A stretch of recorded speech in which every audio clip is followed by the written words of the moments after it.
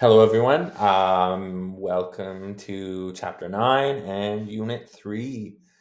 Congratulations for being over halfway done, Social 30-1.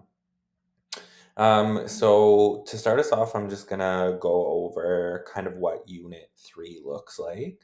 So, the central big idea question for Unit 3 is, to what extent are the principles of liberalism viable? And we'll start in chapter 9 with looking at the imposition of liberalism. So, to what extent and for whom has the imposition of liberalism been successful? Chapter 10 is about the political challenges of liberalism. To what extent should governments reflect the will of the people? Chapter 11 is the complexities of liberalism in practice. So, to what extent should democratic governments promote and protect individual and collective rights? And chapter 12 is all about the viability of contemporary liberalism. So, to what extent do contemporary issues challenge the principles of liberalism? So, for chapter 9, we're going to talk about the imposition of liberalism on Indigenous peoples here in what is now known as Canada, and imposition of liberalism globally. So, to what extent are the principles of liberalism viable? One, how liberal foreign policies have been challenged by both past and current global events. Two, domestic and global examples of the complexities of liberalism, including sources of resistance. And three, if liberalism is to remain viable, it must provide a solution to a range of contemporary issues. What is this solution? So, imposition, what does imposition mean?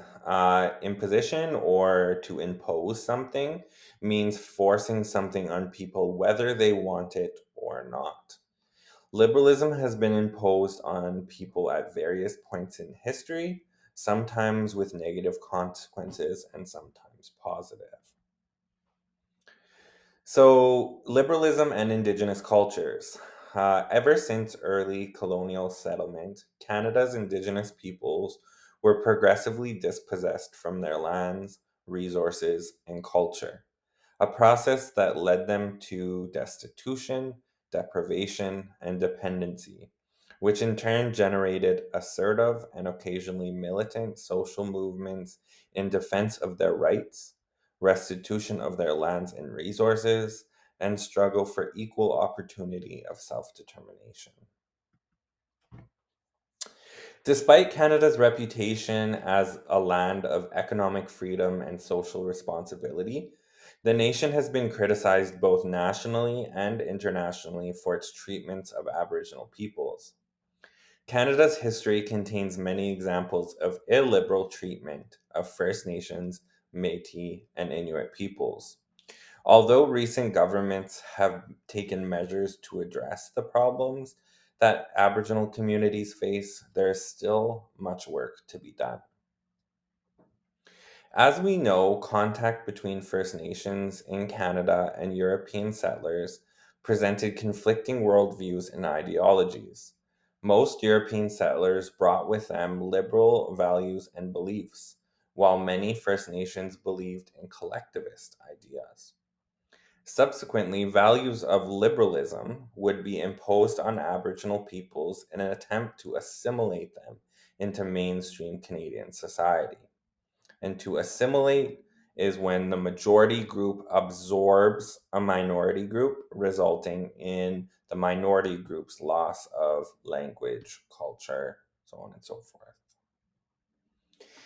Historically, Indigenous populations were settled in Canada for thousands of years before the arrival of European settlers. These Aboriginal groups lived harmoniously.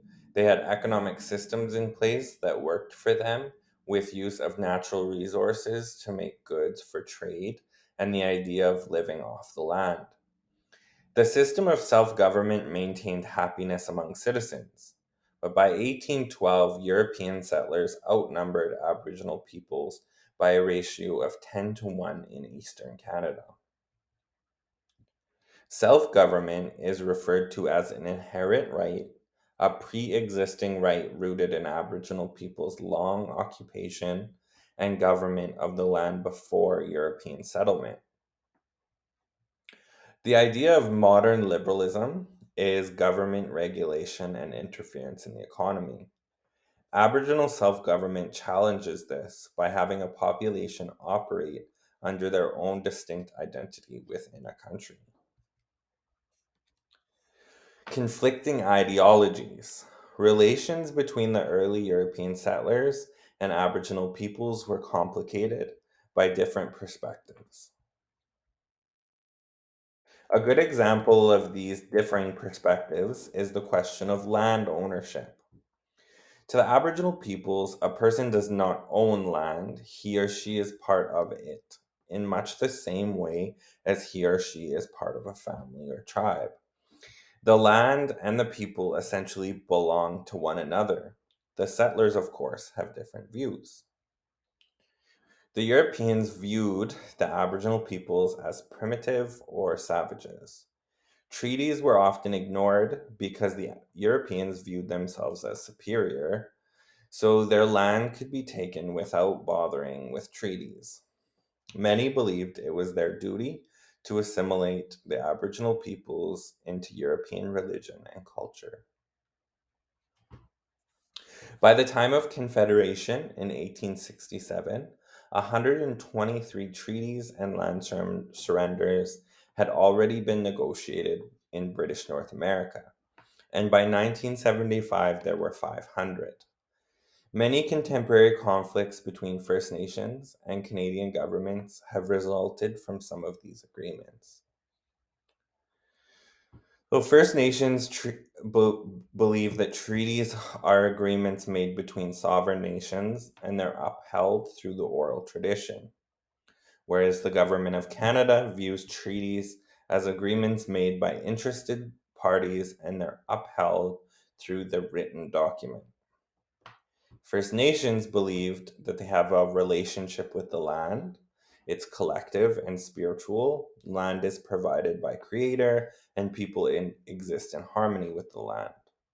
Whereas the Government of Canada views land as a resource that can be owned by individuals for their own use. Treaties were established to share land with the newcomers, was a view of the First Nations, and treaties were established to clear way for European settlement, was a view of the Canadian government. Some of the reasons for these conflicts included the British interested on European style written and signed treaties, as they did not trust oral agreements and traditions. First Nations groups were often not governed by a hierarchical leadership that could command a population to follow a leader's decision. A chief could sign for their immediate band, but not an entire population. There was a large language barrier that required translators. The translators were often not honest or did not totally understand the agreements themselves. Land ownership had no equivalency in a lot of First Nation cultures. Eurocentrism, or European superiority, called the legal status of treaties into question despite the written documents.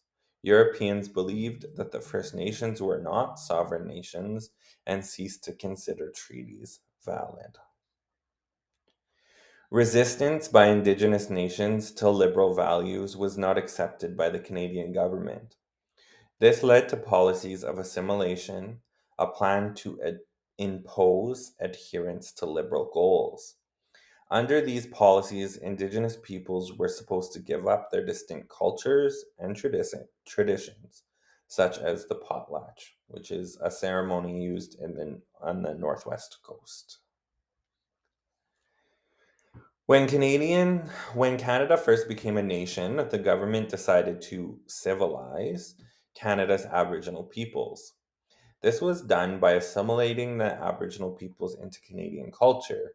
In other words, making them abandon their native religions and cultural practices to join mainstream Canadian society. Essentially, the First Nations were treated as children in need of proper education and a firm hand. It's extremely paternalistic. This treatment of Aboriginal peoples was formalized in the Indian Act of 1867. This act was used by government to control the behavior of First Nations people and remove their traditions and customs. They were encouraged to leave their Indian status to become full citizens of Canada. They were seen as children who needed to be taken care of. The Indian Act took away their collective rights through its policies of assimilation into the more individualistic liberal society. Since 1867, the Indian Act has been amended several times but has never been abolished. Some examples: in 1884, it prohibited religious ceremonies. In 1951, loss of Indian status for women who married non status men. In 1969, the white paper proposed by Pierre Elliott Trudeau sought to abolish all treaties between Canada and First Nations. Trudeau and his government failed to consult with First Nations and Inuit peoples, and the paper had a hostile reception on their part of further assimilation. In 1969, after the White Paper, Indigenous people took a stand against assimilation by publishing the Red Paper, which objected to what they saw as the government's attempt to impose liberalism on them through the White Paper. And then in 1985, women could keep or regain their status even after marrying a non status man, and children of such a marriage were granted status. The Canadian government formed a Royal Commission on Aboriginal Peoples in 1991 to examine government policy with respect to the original historical nations of this country. After 5 years of inquiries and public hearings, the Commission announced a number of recommendations. One, to create legislation recognizing the sovereignty of Aboriginal peoples, the creation of institutions of Aboriginal self government, the creation of initiatives to address social, education, health, and housing needs. Since 1996, many people have been critical of what they see as a lack of government action to address some of the recommendations and concerns. One positive result of the Commission's recommendations was the creation of the Aboriginal Healing Foundation. Its mission is to encourage and support Aboriginal peoples in their recovery from physical and sexual abuse that many suffered in the residential school system. To accomplish this, more than $400 million was awarded to various programs across Canada. Residential schools. One of the major methods of assimilation was the residential school system. Under this system, Indigenous children were to be educated in European cultures, science, history, language, and religion, with Aboriginal cultures being phased out. Conditions in these schools were terrible. Aboriginal students were forced to attend. They were often moved from their families and housed in walled residences. If they spoke their languages or practiced their own religions or traditions, they were often beaten. They were not allowed to miss class, even if they were severely ill, and this contributed to the spread of diseases such as tuberculosis among the students. In severe cases, students were also subjected to sexual abuse. These experiences disrupted and damaged the students, their families, and their communities. In 1998, the government acknowledged the excess of the residential school system and began the process of reconciliation and resolution with those who had been forced to attend. In 2008, in an address that was broadcast nationally, Prime Minister Stephen Harper formally apologized for the creation of the residential school system. This is really big in the news as well. This summer, the Pope is visiting Canada, visiting Alberta, visiting Edmonton. He made a formal apology in the Vatican and also made an apology here in Alberta, as well as the searching of unmarked graves at residential school sites. This is something that we will be talking about for a very, very long time as we address the impacts and legacies of residential schools. So, moving on, we're going to start talking about bringing liberalism to the world. So, we talked about kind of that imposition of globalism within Canada relating to Indigenous peoples. And now we're going to kind of look at it more broadly in terms of international. What if another country invaded Canada, took control here, and tried to impose an ideology on Canada? This sounds unlikely, yet millions of people around the world have experienced a similar situation. Some people in war torn countries welcome peacekeepers, others do not. Why should liberalism be imposed on those who do not want it? So, there are two main reasons why one country may try to impose liberalism on another. The first being national interest. So that is when you impose liberalism to eliminate or reduce terrorist threats or for the reason of economic interest. The other, or kind of the opposite, would be for humanitarianism, imposing liberalism for moral or ethical reasons, such as improving living conditions or to stop human rights violations. So, imposing liberalism for national interest. At the end of World War I, US President Wilson insisted that Germany and its allies had to agree to establish democratic governments as a condition of the peace treaties. His view was that democracy and self determination had to be established in Europe as a basis for peace. Today, protecting national interest in our increasingly globalized world is an important part of American foreign policy. One of the most common arguments for establishing liberalism through intervention is economic self interest. According to this argument, exporting liberal democracy has both economic and security benefits. If liberalism can be fostered in a country where it is not present, it will benefit the economy of the country, which will in turn encourage trade with other countries, including liberal democracies. Self interest, war on terror.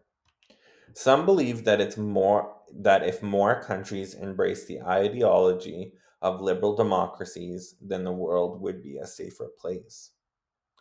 This belief was used to justify the war on terror after the 9/11 attacks. The US and allies invaded Afghanistan in 2001 to take the Taliban regime out of power. They had aided the 9/11 terrorists. The US invaded Iraq in 2003 based on the same premise. However, the war in Iraq did not receive international approval. Some believe that liberal countries should not tolerate non liberal countries that deny their citizens human rights. Is intervention justified in these cases?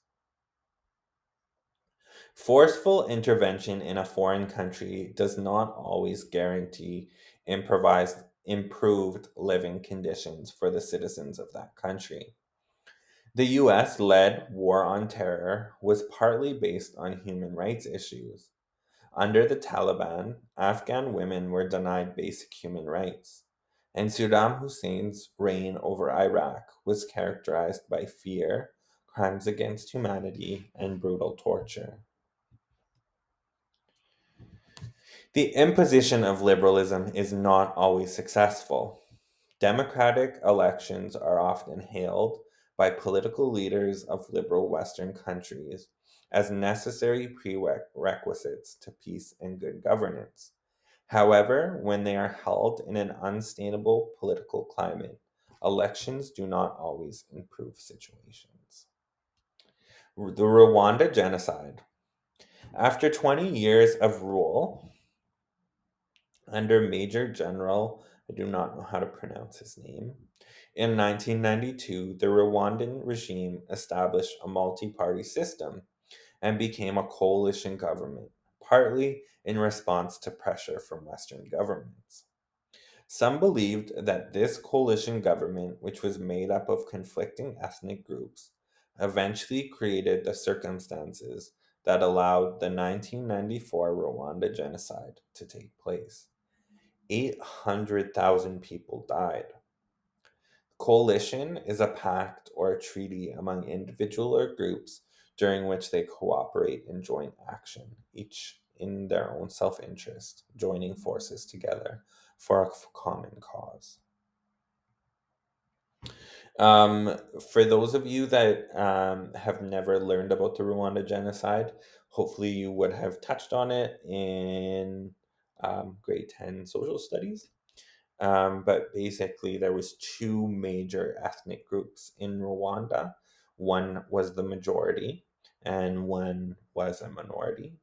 And that majority kind of seized power and ended up killing a lot of the minority population. Why can liberalism fail? It is important to remember that liberalism was not adopted overnight by countries such as the United States or Canada. Other countries cannot maintain similar institutions themselves once a freely elected government is in power. As the democratic election of Hitler in Germany demonstrates, liberal democracy has difficulty surviving conditions such as unemployment, inflation, and civil unrest in a country without an existing liberal democratic tradition. So that's all for chapter 9. The big things here is to look at when instances when we've kind of imposed democratic freedom on a group of people, whether that be indigenous populations or populations internationally. Sometimes that's successful, sometimes it's not.